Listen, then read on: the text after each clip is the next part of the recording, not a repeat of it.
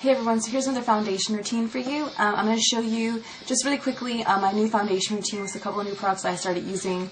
The first thing is Mercier Secret Finish Mattifying Gel. This is like a mattifier for your skin. People who have oily skin, it's going to mattify it for you so it doesn't look oily underneath your makeup. It's a primer. And then the new Lancome foundation I just got from Sephora that I absolutely love, and I'll show you that, how it works, and how great coverage, and how it's a lasting 18-hour no retouch kind of thing. So I'll show you that and how I apply it into my skin with all my scarring and stuff. So I hope that was helpful, and I hope that you guys look forward to this. Alright, so the first thing I do is I'm going to pin back my hair, because my hair, I have a lot of hair, so I'm going to pin that back and make sure I get it out of my way. I like to clean my hands first with antibacterial, so that's what I'm going to do first, clean my hands with antibacterial. And if you want to take a look at my skin, I have a lot of scarring. If you saw my other video, I talked about it, how I'm on the dermatologist recommended regimen and stuff. So I've just been like kind of just using that. My skin is really dry right now, but just around my T-zone it gets really oily, as you can see. So this is my scarring. It's pretty bad. I have pretty bad scarring on my cheeks. It's a little bit on my forehead, but this coverage is really great for that. So I don't really have much active pimples anymore. They're pretty much just dead, but I do have a lot of scarring. So the first thing I do is I pin my hair back, and so I'm going to put on this. This is Mercier Secret Finish Mattifying Gel. It's a really great stuff. It goes on really smoothly. It just looks like that. You can see.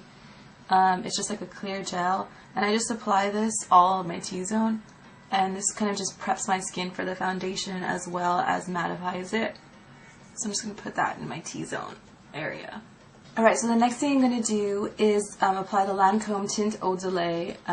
It's French, I can't say it. It's an 18-hour finish, no retouch foundation by Lancome. It's really great if you have oily skin because it's mattifying as well, and it stays on your skin forever. Especially with my kind of skin, it's really oily, so I tend to like get really oily really quickly. So this finish like promises that it's not gonna, you can last 14 hours without it fading or no retouches, and so it's actually pretty great. I really do love it. I tried a sample of it before I bought it, and I really liked it. So I'm just gonna take that and I'm gonna put that, just dab it on top of my face, and then I'm gonna take a Sigma 187, and I'm just gonna blend that onto my skin, just like so. So with that Mercier primer, my skin is really smooth, and the makeup is just gliding on. Right, so I'm going to keep on applying it, and I just dabbed it onto my skin, really simple, and I'm just going to put it on with the stippling brush, which gives a really flawless coverage, in my opinion. I really do like the way this foundation goes on with the stippling brush. And do the same thing on the other side. Just blend out that foundation. So now if your foundation is like one even coat, if you want to go back with a little bit more to have a little bit more coverage, I like to take a little bit onto my fingers and just take it in the areas that are a little bit more redder than the others. The whole color system on Lancome is really great because, like, mine is Bisque W with 0, which is warm bisque. So for my yellow skin tone, undertone, and then with the redness, yellow contacts the redness in my skin, and so it really works really well. The covering colors is great. They're really highly pigmented foundations. All of the Lancome ones are. They came out with a new Tint Idole that's like 18 hour. This one's only 14 hour, and the newest one's a tint. And this is a water-based foundation. So I really do like the way this feels. It feels so clean, and it just glides onto my skin, especially with that Mercier primer. It's really great. Don't forget to get on top of your eyebrows. And then the foundation part, don't forget to blend down to your chin. And the foundation part is basically done. So if you can see, as you can see, that foundation gives pretty good coverage for this is just the foundation on my skin with a primer. It's a really great foundation. I can't stress out anymore. It's a really great foundation. The price is a little bit too, it's $42, but it's a really great foundation, and I couldn't go without it. I needed a new foundation. I would have gone with the Make It Forever one, but I didn't. So let me stop talking. I'm going to go in with MAC's Select Cover Up concealer in the color NC30.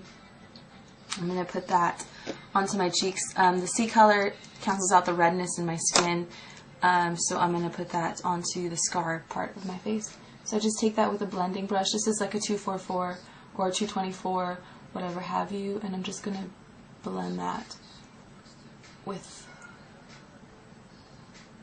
the concealer.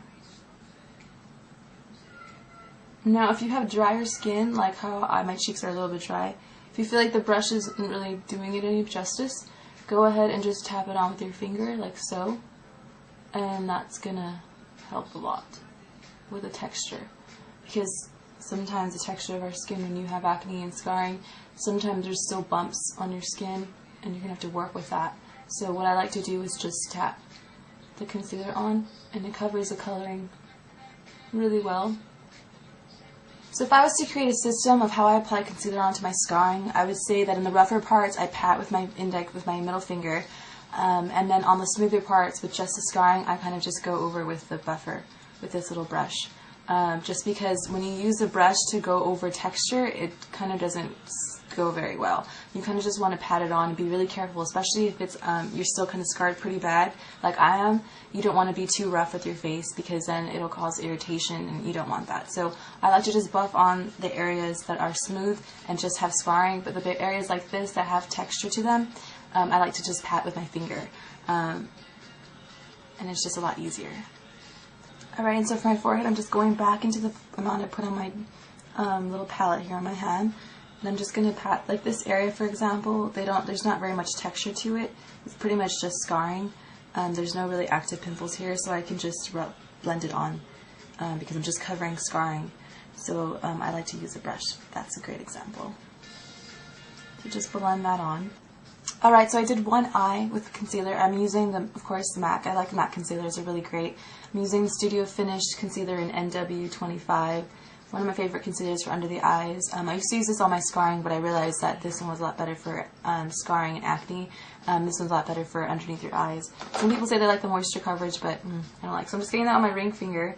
Great. It's really good to apply it with your ring finger. As you can see, it's a lot better.